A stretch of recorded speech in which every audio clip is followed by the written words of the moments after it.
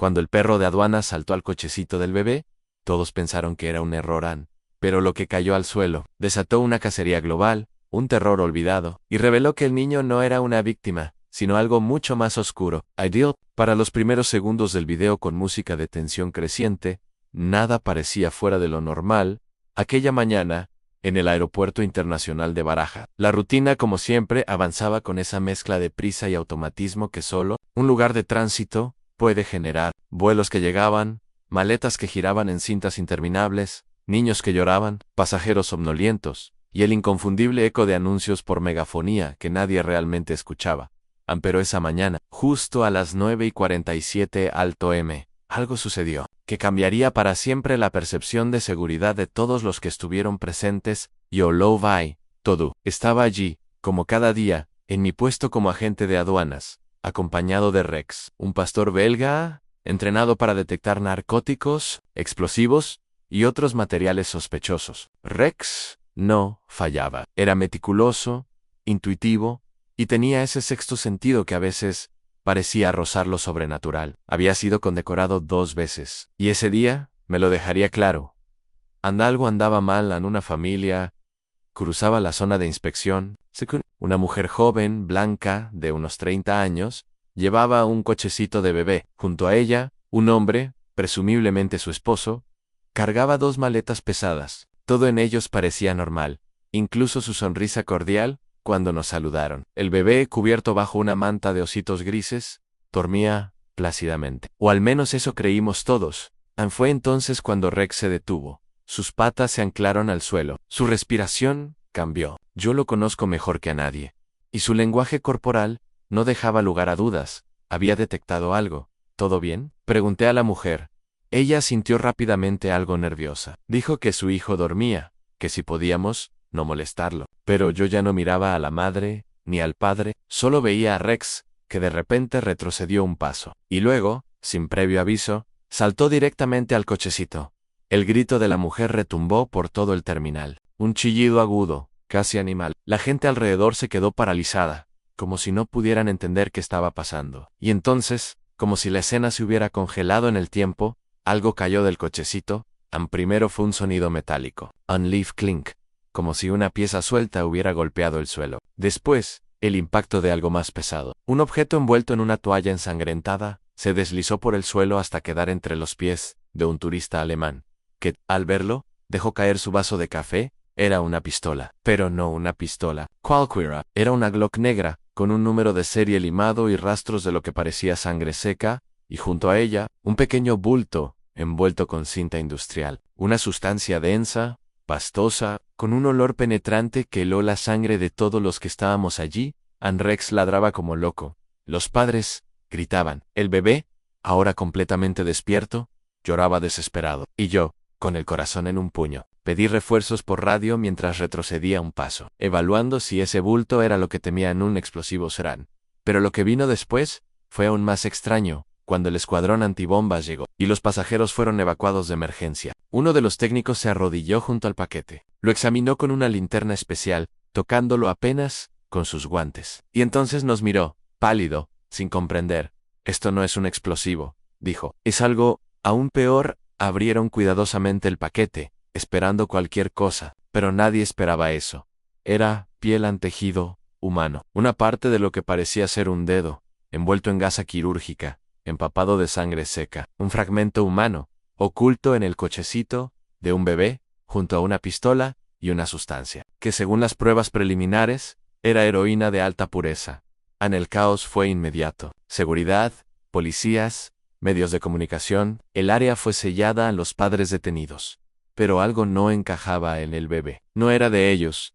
Los registros del pasaporte eran falsos. Las huellas dactilares de la mujer coincidían con una ficha de Interpol a una fugitiva buscada por tráfico de órganos. Y el hombre, que no era su esposo, tenía múltiples alias. Ninguno era real. El bebé no tenía identificación. Ningún brazalete, ningún documento, solo ese cochecito y una manta con olor a leche agria. Esa noche, mientras revisaba los videos de seguridad junto al comandante del aeropuerto, vimos algo que nos dejó helados 48 horas antes. Esa misma mujer había sido grabada saliendo de una clínica clandestina en Rumanía, con otro bebé. ¿Dónde estaba ese niño? ¿Por qué habían ocultado restos humanos bajo un bebé dormido? Y lo más perturbador, ¿de dónde había salido ese bebé que ahora estaba en custodia de servicios sociales? Esa fue la última imagen antes de que la grabación se cortara. La mujer mirando directamente a una de las cámaras, con una sonrisa tenue, como si supiera que la estábamos mirando, como si todo esto fuera parte de un plan mayo, Ariane, y mientras Rex dormía esa noche junto a mi escritorio, yo no podía cerrar los ojos, porque algo dentro de mí me decía que esto apenas comenzaba. El aeropuerto internacional de Barajas no volvió a ser el mismo, tras aquel día. Durante semanas, los pasillos permanecieron bajo vigilancia reforzada, cámaras instaladas en cada esquina, agentes federales revisando cada maleta con doble atención, pero mientras el público comenzaba a olvidar el incidente, yo no podía. Algo dentro de mí, un presentimiento oscuro, me decía que todo aquello era solo la superficie de un abismo más profundo. El bebé fue trasladado de inmediato a un centro de protección infantil. No tenía nombre, ni documentos, ni forma de comprobar su identidad. Lo llamaron Lucas, como un gesto provisional. Pero yo no podía dejar de pensar en él. ¿De dónde había salido realmente? ¿Qué había visto con esos ojos inocentes? ¿Y por qué lo usaron como escudo para ocultar un crimen tan atroz? Los análisis forenses revelaron que el fragmento de dedo hallado bajo su cochecito pertenecía a un niño, lo que indicaba algo aún más macabro. No era una prueba contra alguien, era un mensaje ¿pero para quién? La mujer, quien se hacía llamar Anna Kovacs, se negó a declarar.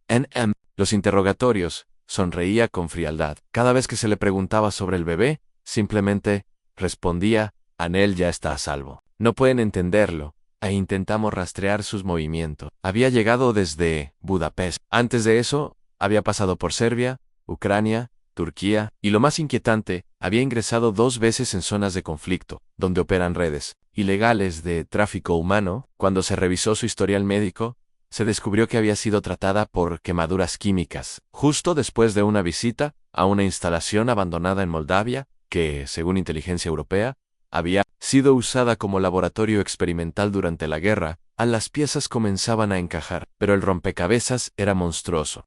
El hombre que la acompañaba murió en custodia. Se desangró tras morderse la lengua hasta arrancársela. Algunos dijeron que fue suicidio.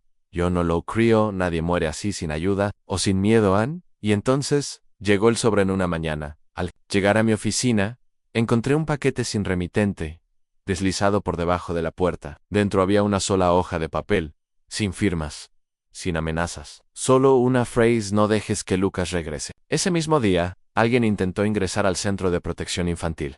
Un hombre vestido como técnico de mantenimiento, llevaba herramientas comunes, pero su caja escondía algo más, una jeringa con una sustancia desconocida, sin etiquetas. Cuando fue detenido y presionado por la policía, dijo que no sabía nada, que lo habían contratado por la Deep Web. Solo me dijeron que tenía que dormirlo. Repetía: no matarlo, solo dormirlo. Yo fui a ver a Lucas esa tarde. Tenía poco más de 1 año, y aunque apenas hablaba, su mirada era intensa. Había algo viejo en esos ojos, como si hubieran visto más de lo que deberían. Cuando lo alcé en brazos, lloró durante exactamente 5 segundos, y luego puso su mano en mi pecho, como si buscara algo ahí, algo que necesitaba encontrar en la psicóloga del centro. Me confesó que Lucas hacía cosas extrañas. QC despertaba cada noche a la misma hora, las 3:17 a.m., que sus dibujos mostraban símbolos que ella no podía identificar, que murmuraba palabras que no existían en ningún idioma conocido, o al menos, no en ningún idioma moderno. Entonces recordé el símbolo que los forenses habían encontrado grabado en la base del cochecito, oculto bajo la tela, una especie de espiral con puntas afiladas. Lo llevé a un profesor de antropología simbólica. Lo miró en silencio, y luego palideció. Esto es de los Kalach, una secta que se creía extinta desde el siglo XVIII, mezclaban ciencia y ritual. Buscaban crear el cuerpo perfecto. Eran conocidos por usar niños. Anoche no dormí. Decidí revisar las cámaras del aeropuerto otra vez. Buscaba cualquier cosa que hubiera pasado por alto. Y fue entonces cuando vi algo que congeló mi sangre en una de las grabaciones. Justo antes de que Rex saltara al cochecito, se ve, brevemente, a una figura entre la multitud. Un hombre alto, completamente calvo, vestido con un abrigo gris. Su rostro no es visible pero en su cuello lleva tatuado el mismo símbolo del cochecito en la espiral afilada. Y lo más perturbador, al pasar cerca del cochecito, el bebé Lucas abre los ojos, lo mira y sonríe. No fue una coincidencia. Alguien sabía exactamente lo que había en ese cochecito. Alguien había dejado que ese niño pasara por controles, pasara por vuelos internacionales, con restos humanos, armas, drogas, y nadie lo detuvo hasta que Rex intervino. ¿Y si todo esto no fue un intento de ocultar, sino de entregar? ¿Y si Lucas no era una víctima, sino un mensaje viviente? Mi respiración se volvió pesada. Llamé al centro infantil. Nadie respondía ni insistían.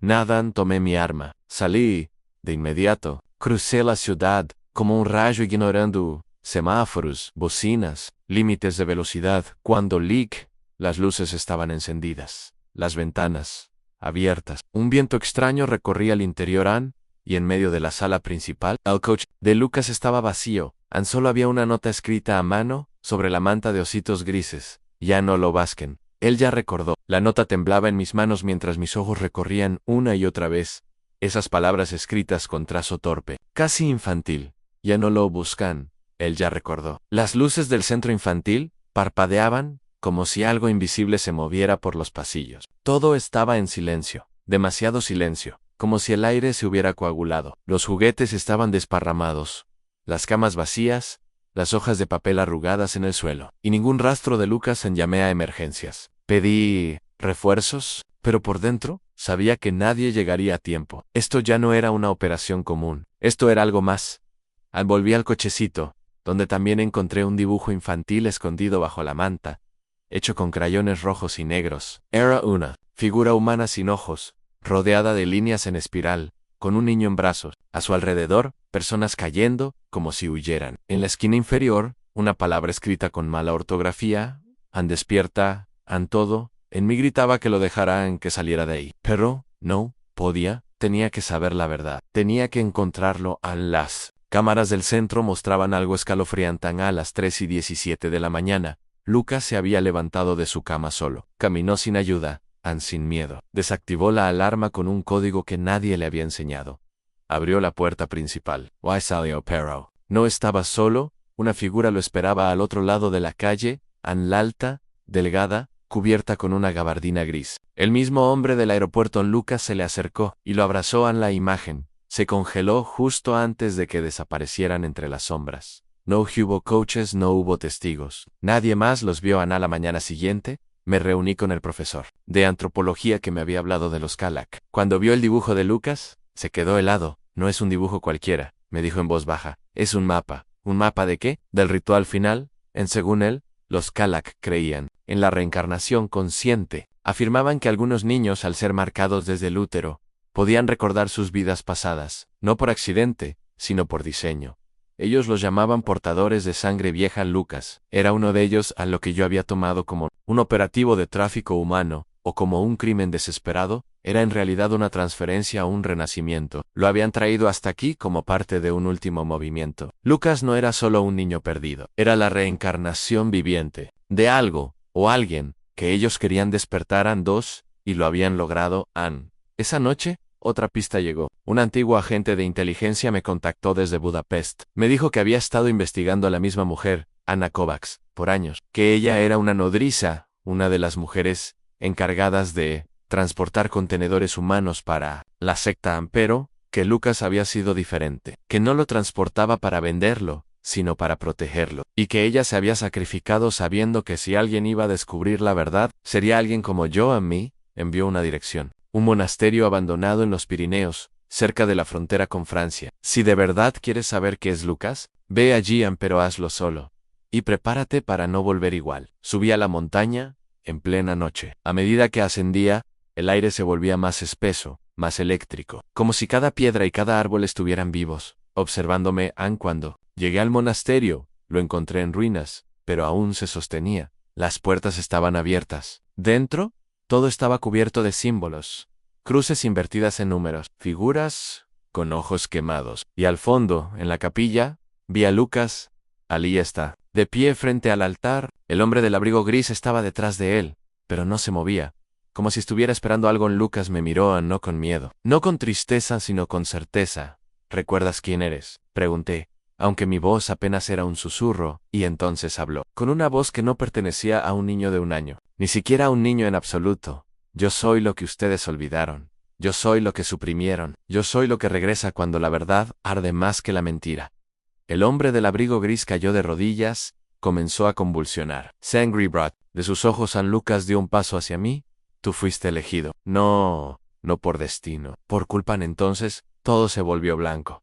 Desperté 3 días después en un hospital militar. Dijeron que me encontraron inconsciente en una carretera 20 km del monasterio. No había señales de Lucas-san, ni del hombre del abrigo gris, ni del monasterio siquiera. Como si jamás hubiera existido, a mis superiores cerraron el caso. Locked como evento no clasificado. El archivo fue sellado, pero yo sé la verdad, cada noche. A las 3:17 de la mañana. Escucho pasos afuera de mi casa, pequeños ligeros, y a veces el sonido de un cochecito de bebé, deslizándose por el pasillo.